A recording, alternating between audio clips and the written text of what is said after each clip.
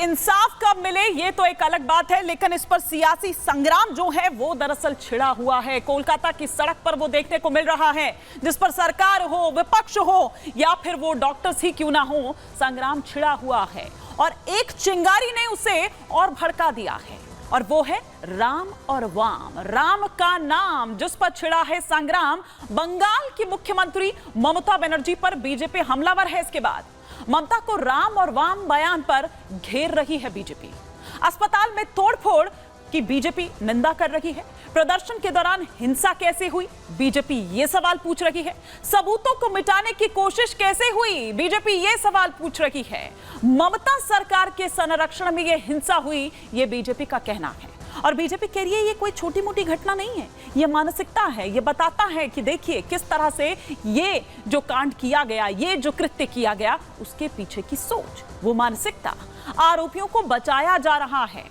क्यों बचाया जा रहा है आरोपियों को, ये पूछ रही है बीजेपी सड़क पर उतरकर। वोट बैंक के लिए राम और वाम पर आरोप लगा रही है, ये पूछ रही है बीजेपी ममता बनर्जी से, जिन्होंने क्या कहा कि राम ने ही शूर्पणखा और त्रिजटा का वध किया था। जघन्य अपराध छिपाने के लिए इस तरह के बयान दे रही है ममता बनर्जी, ये बीजेपी कह रही है। और किस तरह से इस पर हल्ला बोल है सड़क से लेकर, अगर हम ये कहें कि जो तमाम सांसद हैं वो किस तरह के बयान दे रहे हैं। सुधांशु त्रिवेदी इस मुद्दे पर क्या कह रहे हैं, ये सुनवाते हैं। ममता बनर्जी जी के बयान के जवाब में सिर्फ इतना कहूंगा कि इस पे उनकी वोट बैंक की सियासत है, जो कि 2021 के विधानसभा चुनाव में उनके जो मुख्य रणनीतिकार थे, जो ऑफिशियली उनके पॉलिटिकल स्ट्रेटजिस्ट थे, उनका बयान था कि हमारी तो गिनती ही 30% से शुरू होती है।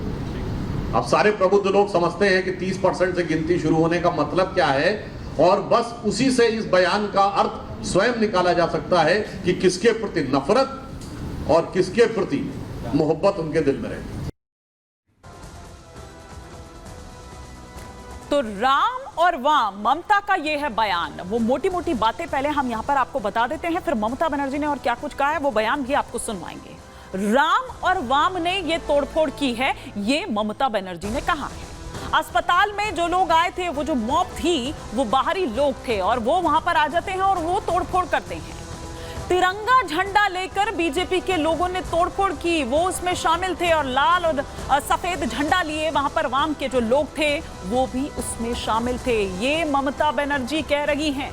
इसके अलावा और क्या कुछ ममता बनर्जी ने कहा है ये भी आपको सुनवाते हैं, लेकिन वहीं वो आज सड़कों पर भी उतरी, वो तस्वीरें भी इस वक्त यहां साथ साथ आप देख रहे हैं। लेकिन सुनिए जरा क्या कुछ कहा ममता बनर्जी। আমি যতটুকু ইনফরমেশন পেয়েছি, আমি ছাত্রছাত্রীদের কোনো দোষ দিচ্ছি না। বহিরাগত কিছু রাজনৈতিক লোক যারা বাংলায় অশান্তি করতে চান, বাম এবং রাম, তারা একত্রিত হয়ে এই গন্ডগোলটা করেছে। আমার সবচেয়ে খারাপ লাগছে কি জানেন, ঘটনাটা তো দুঃখজনক। আমরা বারবার বলেছি ওর ফাঁসি চাই, আমি তো কালকেও মিছিল করব ফাঁসির দাবিতে। তদন্ত তাড়াতাড়ি হোক, আমরা তো রবিবারের মধ্যে শেষ করব ঠিক করেছিলাম। তা কোর্ট যখন সিবিআইকে দায়িত্ব দিয়েছে, তারা যে সহযোগিতা চাইবে আমরা করব। तो सुना आपने ममता बनर्जी को। तो आप ये देखिए कि कोलकाता रेप और मर्डर कांड जो है, जो एक महिला डॉक्टर का रेप पहले किया जाता है, फिर उसके बाद उसकी हत्या कर दी जाती है, उस पर किस तरह से सियासत गरम है। लेकिन आइए एक तस्वीर आपको यहां पर दिखाती हूं। ये वो तस्वीर है, ये बीच में मुख्यमंत्री ममता बनर्जी को आप देख रहे हैं। आज बंगाल बंद का आह्वान किया हुआ था और पैदल मार्च जो है वो मुख्यमंत्री ममता बनर्जी, वो तमाम अपनी जो महिला ब्रिगेड है उनके साथ कर रही थी। लेकिन ये पैदल मार्च किसके लिए? क्या ये पैदल मार्च उस बिटिया के लिए, उस महिला डॉक्टर के लिए? क्या ऐसे मिलेगा उस बिटिया को इंसाफ?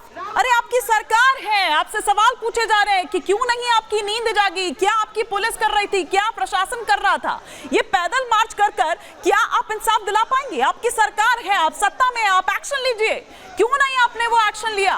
क्या इस तरह से इंसाफ मिलेगा? क्या इस तरह से न्याय होगा? जरा सुनिए उस वक्त क्या माहौल था।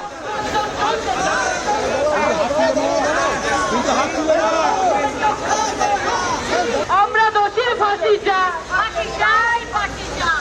আমরা দোষীর ফাঁসি চাই, ফাঁসি চাই, ফাঁসি চাই।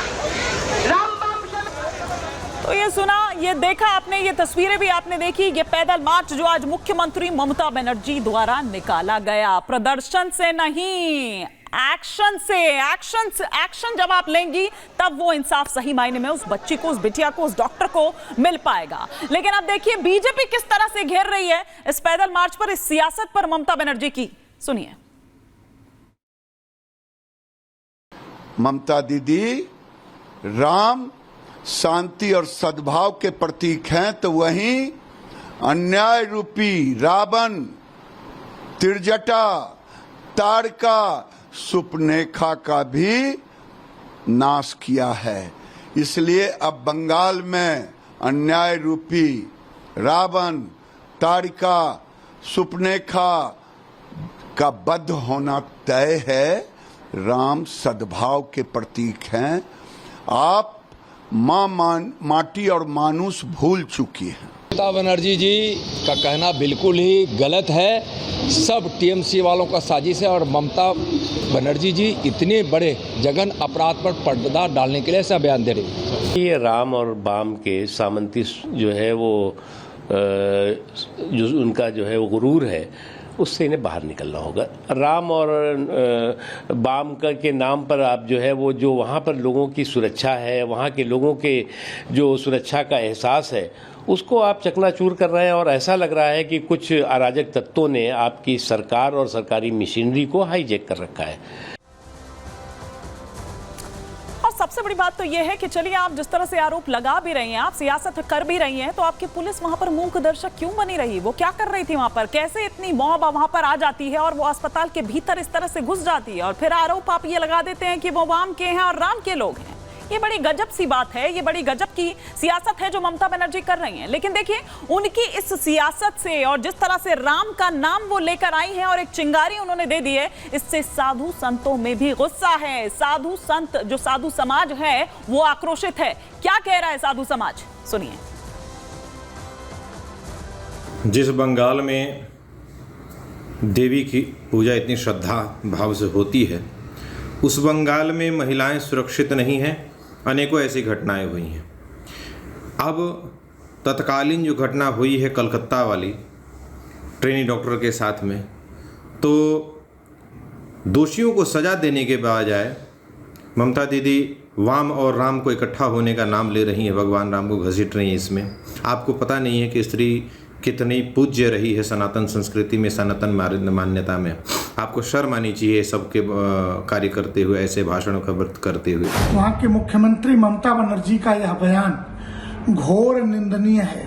ममता जी खूब राजनीति करिए, आरोप प्रत्यारोप, पक्ष विपक्ष, इससे धार्मिक समूहों का और सनातन हिंदू धर्म का तो कम से कम लेना देना नहीं है। लेकिन जिस प्रकार आपने राजनीति में वाम और राम शब्द का प्रयोग किया, तो राम चराचर जगत के ब्रह्म हैं और भगवान राम को इस बलात्कार कांड में घसीटना आपकी नीचता की पराकाष्ठा है।